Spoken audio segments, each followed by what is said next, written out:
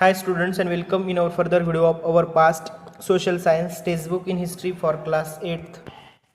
Students, today we are going to start our next chapter, that is 5th number, When People Rebel 1857 and after. So students, you have to open the page number 51 and listen carefully. See students, this chapter is about the People's Rebel of 1857, 1857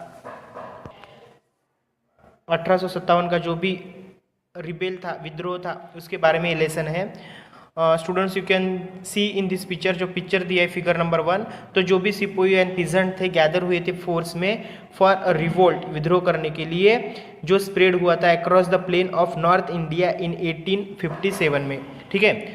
so see students, policies and the people, जो भी नीतियाँ थी और लोग, इनके बारे में. In the previous chapter, you look at the policies of the East India Company and the effect they had on different people. देखो, ईस्ट इंडिया कंपनी की जो भी नीतियाँ थी उनके बारे में हमने देखा था, और उन पर इफेक्ट जो भी डिफरेंट लोगों पे गिरा वो भी हमने देखा था. Kings, queens, peasants, landlords, tribal, soldiers were all affected in different ways. बहुत सारे तरीके से जो भी राजाएँ थे, रानियाँ थी, जो भी फार्मर्स थे, लैंडलॉर्ड्स थे, भटकी जमात वाले लोग, जो भी सैनिक थे, सब अफेक्टेड हुए थे. इन पे भी उनका इफेक्ट गिरा था.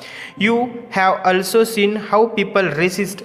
आप ये भी देख सकते हो कि कैसे लोगों ने उस पर विरोध किया, ये पॉलिसीज पे, and actions that harm their interest to go against their sentiments. और उनके जो भी सेंटिमेंट्स थे, उनका भाव, विचार, ये सब इनके अगेंस्ट पॉलिसीज की, यानी जो भी ये ईस्ट इंडिया कंपनी, उनके अगेंस्ट में उनके विचार हो गए थे. उसके बाद हमें देखना है बच्चों, नवाब्स लॉज देयर पावर. नवाब लोगों ने उनकी पावर कैसे लॉज की. Since the mid 18th century nawabs and rajas had seen their power erode. उनकी पावर इरोड यानी नष्ट, खत्म होते नजर आती है. They had gradually lost their authority and honour. और ग्रेजुअली उनकी अथॉरिटी जो थी, उनका ऑनर, जो सम्मान था, वो भी उन्होंने गवा दिया. Residents had been station in many courts. Resident जो थे वो मेनी कोर्ट से ये हो गए. The freedom of the rulers reduce. उनका भी जो भी फ्रीडम था वो रिड्यूस हुआ था.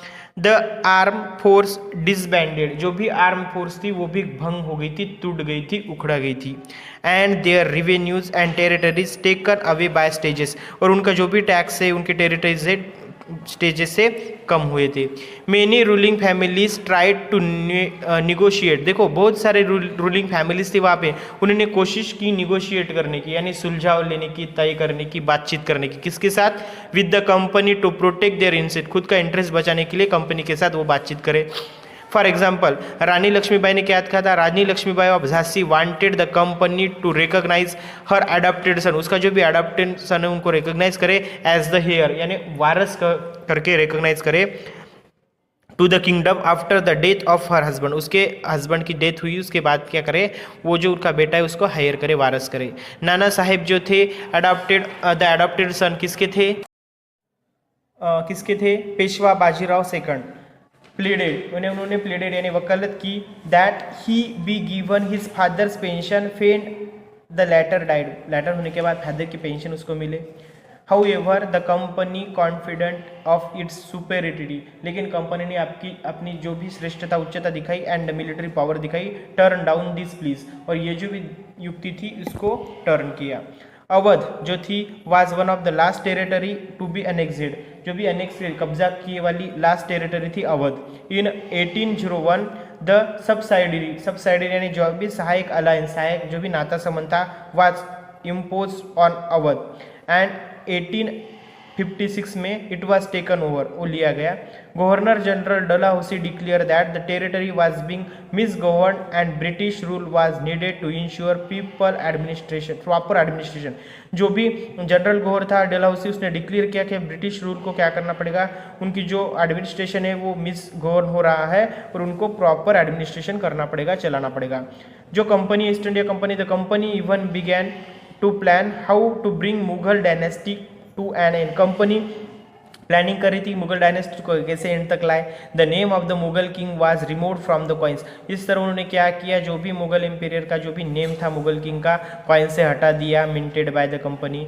इन 1849 में क्या हुआ, गवर्नर जनरल जो डलहौसी थे अनाउंस किया उन्होंने, after the death of Bahadur Shah Zafar the family of king would be shifted out the red fort and given another place in Delhi to reside it, कि जो भी बहादुर शाह जफर के बाद जो भी फैमिली है किंग की, उनको शिफ्टेड किया जाए लॉर्ड फोर्ट में, शिफ्टेड किया गया लॉर्ड फोर्ट में, और उनको अनदर प्लेस दी गई दिल्ली में।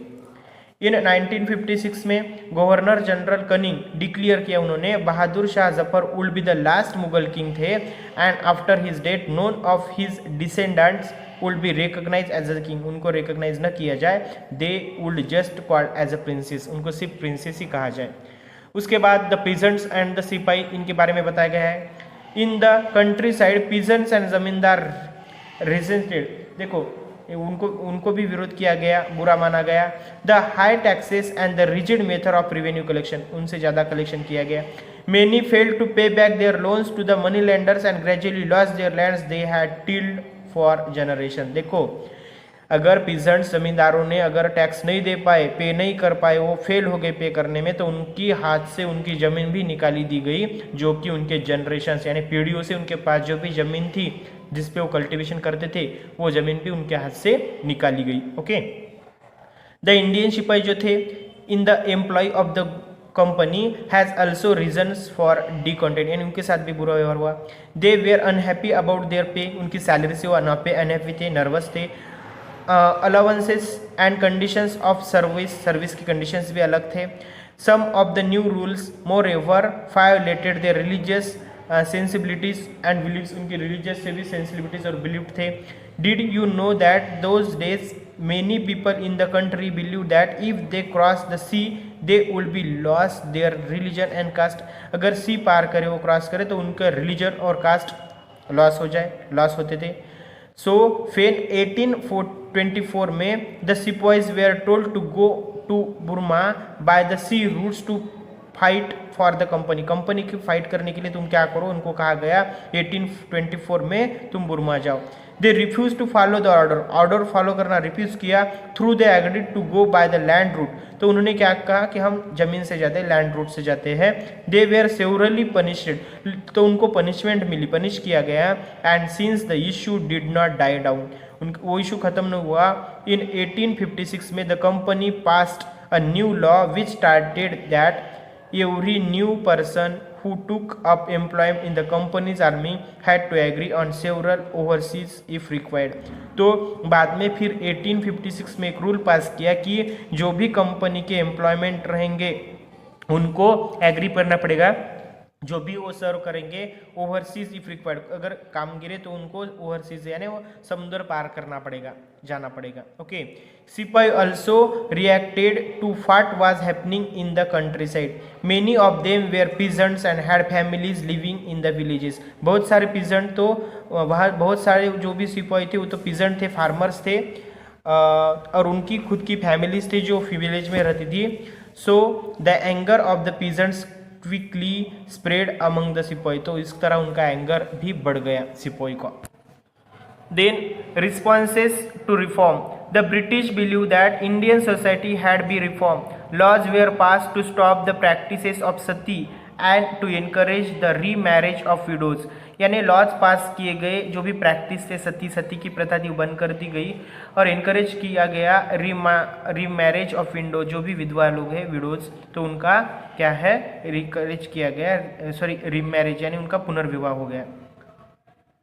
English language education was actively promoted, English language education start हुआ। After 1830 the company allowed Christian missionaries to function freely in the domain and even own land and property. In 1850 a new law was passed to make conversion to Christianity easier conversion हो Christianity में, इसलिए एक law पास किया गया 1850 में। The law allowed an Indian who had converted to Christianity to inherit the property of his ancestor. Many Indian began to feel that the British were destroying their religion. बहुत सारे Indian लोगों को लगा कि British क्या कर रहे, उनका रिलीजन, उनके धर्म को खत्म कर रहे हैं, कम कर रहे हैं, बर्बाद कर रहे हैं। Their social customs and there traditional way of life को भी कम कर रहे हैं, ऐसा बहुत सारे इंडियन लोगों को लगा उस time. There were of course other Indian who wanted to change existing social practices, जो भी अदर भी कोर्स थे इंडियन के, कि उनको लगता था कि जो भी चेंजेस हो रहे हैं एग्जिस्टिंग उनकी सोशल प्रैक्टिस जो है, you will learn about this reformers and reform movements in chapter 7। इसके बारे में, इसके बाद जो भी रिफॉर्मर थे करने वाले रिफॉर्म और रिफॉर्म के मूवमेंट्स कौन से थे, इनके बारे में हम चैप्टर 7 में डीपली देख सकते हैं। Okay, through the eye of the people, about this we will see in our further video.